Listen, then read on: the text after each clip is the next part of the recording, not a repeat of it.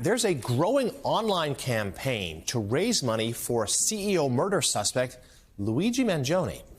Get this, more than $70,000 have been donated to a fundraiser for Mangione's legal defense. People are also posting messages supporting the 26-year-old and celebrating the death of United Health Brian Thompson. Many of the comments express frustration over the country's healthcare system, with users sharing their own personal stories of being denied insurance coverage.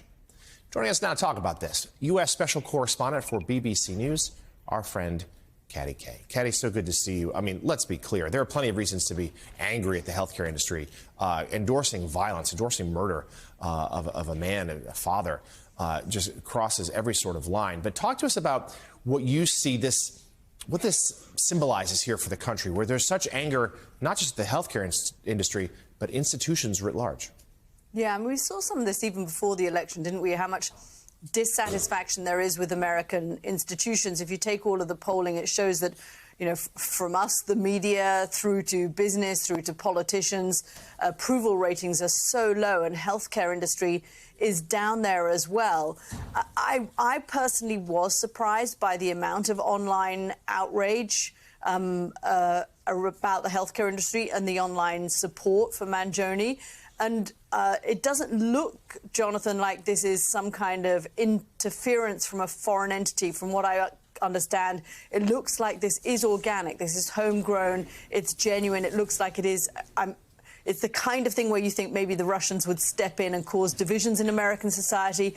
But I don't think that's what we're seeing. It does look to be genuine American outrage at the healthcare industry and a surprising callousness, frankly, about the killing of this individual. Yeah. Now, let's be clear here. Donald Trump, nothing to do with this incident whatsoever, but he is someone who has used for his political advantage the anger institutions. He has so for years, and he's done so in part by contributing to that anger, by attacking those institutions, vilifying them.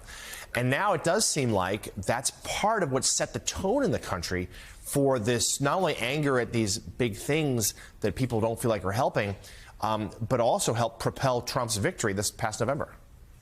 There's a different language in the country, and that's certainly the case. Since Donald Trump came onto the scene in 2016, the way he talks about, from the very moment he came down the escalator, about sending us rapists and drug lords across the country and criminals, the way he's talked about people, that has changed the way that politicians at the top, we're not used to politicians at the top using the kind of language that Donald Trump has, and that cascades right down through the system, and people's language more generally then becomes more crass.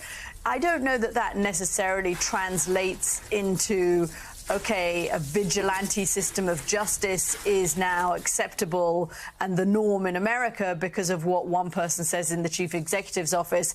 That seems a bit of a stretch, but I think I have spoken to a few people since this killing who have said, are we headed for a period where people feel it is okay to try and take retribution? They'll find out they're wrong and that they will end up in prison, and the American justice system does hold, and that Mangione will get served due process in this particular instance.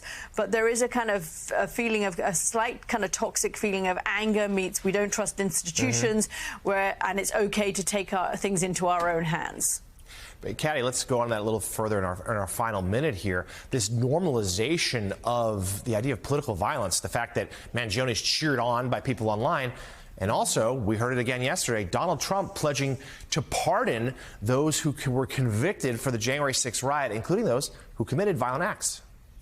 Within the first 9 minutes, he is now telling us. 9 I minutes. don't know why particularly it's 9 minutes, but anyway, within the first 9 minutes. It sounds like he's going to make good on his word. He was sometimes a little coy about this out on the campaign trail, not wanting to give specifics, but it looks like he's going to have an incredibly busy first day. I thought the other part of that was interesting is not just what he said about the January 6th defendants who are in prison, but also what he said about drill, baby, drill. And I think we're going to see a lot of executive actions on that first day that lift regulations around protecting the environment when it comes to fossil fuels and extraction of fossil fuels. It's clear that this is an administration that is going to go perhaps more than anything else that it does, is going to go full bore on business and pushing what billionaires and business leaders in the American community want, and that is why you are seeing the ball go down to Mar-a-Lago to make cozy with Donald Trump. Yeah, exploring lifting potentially banking regulations, too, some really important ones. U.S. Special Correspondent for BBC News, Katie Kay, thank you. Stick around. We'll talk to you again on Morning Joe in a minute.